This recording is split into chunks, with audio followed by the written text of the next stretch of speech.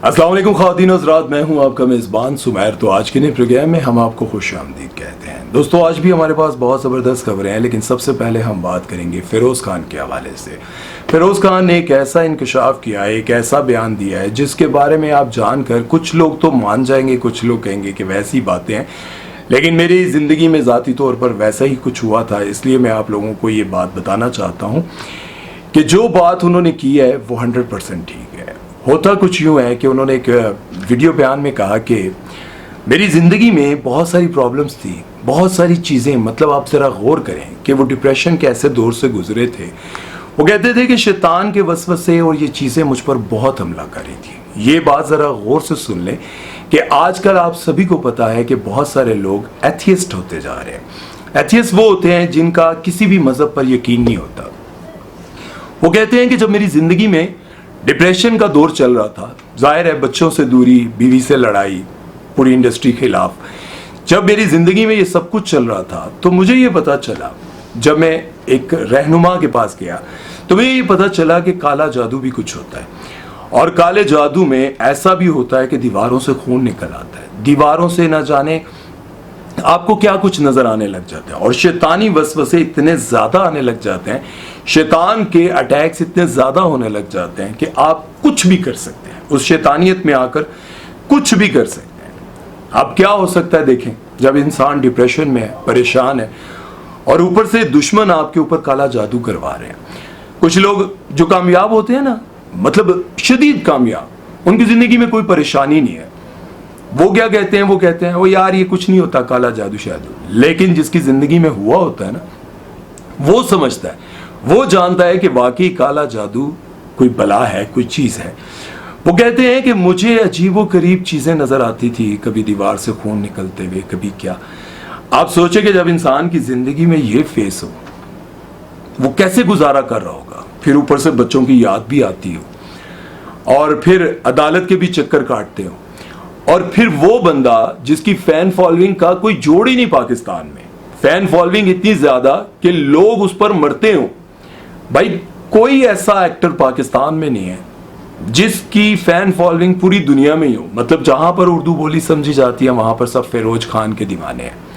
फिरोज खान कहते हैं कि भाई मुझ पर काला जादू हुआ और मैंने जिंदगी का बड़ा ही मुश्किल वक्त गुजारा, और इसमें कोई शक नहीं।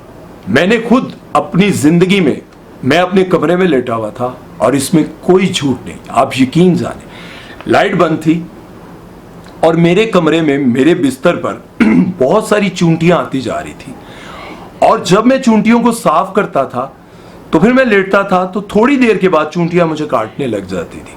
मैं ऊपर छत पे देखता था, कोई चूंटी नहीं, नीचे जमीन पर बेड से नीचे देखता था, कुछ भी नहीं, ना राइट से आने की जगह, ना लेफ्ट से आने की जगह, और ना ही कहीं पर चूंटियों का निशान था।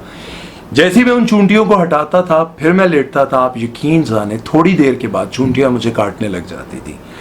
मेरे एक बहुत ही, मैं उनको अक्सर मुर्शिद कहा करता था, अभी भी कहता हूं। मैंने रात को 2 बजे के टाइम उनको फोन किया, मैंने कहा कि ये सिलसिला, ये सब कुछ हो रहा है, तो उन्होंने कहा कि इनके कान में ये चीज बोलो। आप यकीन करें, वो मैं नहीं बता सकता, मैंने उनको बोला कि अगर 15 मिनट के अंदर आपने ये जगह ना छोड़ी तो फिर आपके साथ क्या होगा वो आपको पता है। आप यकीन जाने, अगर आप यकीन नहीं भी करेंगे तो फर्क नहीं पड़ना, लेकिन आप यकीन करें, जब वो पढ़कर मैंने वो सब कुछ बोला तो कुछ देर के बाद, 15 मिनट के बाद, जो भी चूंटी मेरे तक आती थी वो मेरे पास पहुंचने से पहले ही, जिस तरह चूंटी को हीट लगती है तो वो बिल्कुल ऐसे मरुंडा सी नहीं बन जाती, बिल्कुल ऐसे जलकर वैसे होने लगी, और मैंने अपनी आंखों से देखा, और मैं बड़ा हैरान था ये कैसे हो रहा है। और उसके बाद जब मैं सुबह उठा तो मैंने अपने कमरे में देखा तो पूरा एक हाथ छपा हुआ था, जहां मैं लेटता था बिल्कुल मेरे बेड के सामने एक पूरा हाथ छपा हुआ था। मुझे नहीं पता वो कैसे हुआ। ये हकीकत है कि जब आप पर अल्लाह करम करता है, और उन्होंने एक और बात बड़ी जबरदस्त की, उन्होंने कहा कि अल्लाह ने मुझ पर करम किया, अल्लाह से मोहब्बत और रसूलुल्लाह सल्लल्लाहु अलैहि वसल्लम से मोहब्बत की वजह से आज मैं आप सबके सामने सलामत हूँ। उन्होंने मुझ पर रहम किया, करम किया, और मैं इन अजाबों से निकल गया, इन आजमाइशों से निकल गया। इसलिए जिंदगी में जब भी आपके इर्द गिर्द कोई भी इस मसले में परेशान हो तो उसका मजाक ना उड़ाइएगा। हो सकता है कि वो जिंदगी के बड़े ही तकलीफ दे दौर से गुजर रहा हो, बड़ी परेशानियों में से गुजर रहा हो। बहरहाल अल्लाह ताला हम सब की मदद फरमाए। चलते हैं नेक्स्ट खबर की तरफ और बात करते हैं जवेरिया, क्या नाम है उनका? जवेरिया क्या नाम है? जवेरिया साउथ नहीं यार, वो दूसरी जवेरिया क्या नाम है यार, एक मिनट देख के बताता हूँ। जवेरिया अब्बासी के बारे में। जवेरिया अब्बासी ने शादी कर लिया, उनकी शादी हो गई है, लेकिन शादी के बाद जो उन्होंने इंटरव्यू दिया वो जरा गौर करने वाला है। जरा आप देखिएगा, गौर से सुनिएगा। ये वो लोग ज्यादा सुने जो जिनकी एक शादी हो गई, टूट गई, या हस्बैंड की डेथ हो गई, अकेली हैं, फिर जिंदगी और मुआशरे को देखती हैं, बच्चों को देखती हैं। ये उन लोगों के लिए बहुत ज़रूरी है। जवेरिया कहती हैं कि जब मेरी डाइवोर्स हो गई, इनकी शादी हुई थी, पहले एक एक्टर थे शमून अब्बासी। शमून अब्बासी के साथ जब इनकी शादी हुई, फिर ये इनकी शादी ख़त्म हो गई। शमून अब्बासी के साथ फिरोज़ खान की बहन हुमायूं मलिक की भी शादी हुई थी, खैर वो भी ख़त्म हो गई। इनकी शादी जब ख़त्म हो गई तो ये कहती हैं कि मेरी बेटी जवान हो गई। तो लोग हमेशा मुझे यही कहते थे, अल्लाह तुम्हें इसकी खुशियाँ देखना नसीब करे, अल्लाह तुम्हें इसकी खुशियाँ दिखाए। कोई भी ये नहीं कहता था कि तुम्हारी क्या खुशी है, तुम कैसे जियोगी। मैं जवान थी, जवान होते हुए भी कोई मुझे ये नहीं कहता था, क्योंकि जब कोई भी 30-40 प्लस हो जाता है तो उसकी शादी पर किसी का फिक्र नहीं रहता, गौर नहीं रहता। तो सारे जो है ना मेरी बच्ची की शादी या फिर उस पर फोकस करते थे।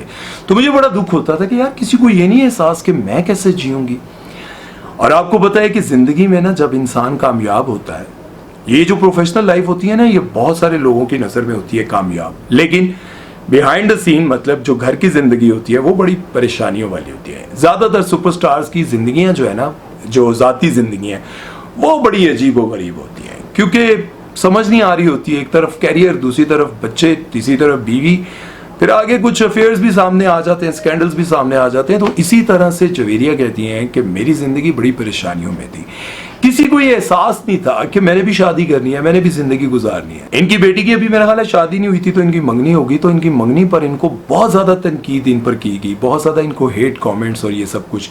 भाई इस उम्र में तो तुम्हें मतलब अल्लाह अल्लाह करना चाहिए। क्यों भाई, बहुत सारे लोग हैं जब उनकी बहन बड़ी एज में शादी कर ले, बेवा हो जाए, तो भाई नाराज हो जाते हैं। माँ अगर शादी कर ले, बाप की डेथ हो गई, माँ जवान है, उससे शादी कर ली, बुढ़ापे में कर ली, तो बेटे नाराज हो जाते हैं इस उम्र में। भाई कोई गुनाह नहीं किया, ये बात जहन में रखें, गुनाह नहीं किया। अगर आपकी माँ बहन बेटी गुनाह करे तो उस पर नाराज हो। आजकल अजीब मुआशरा हो गया।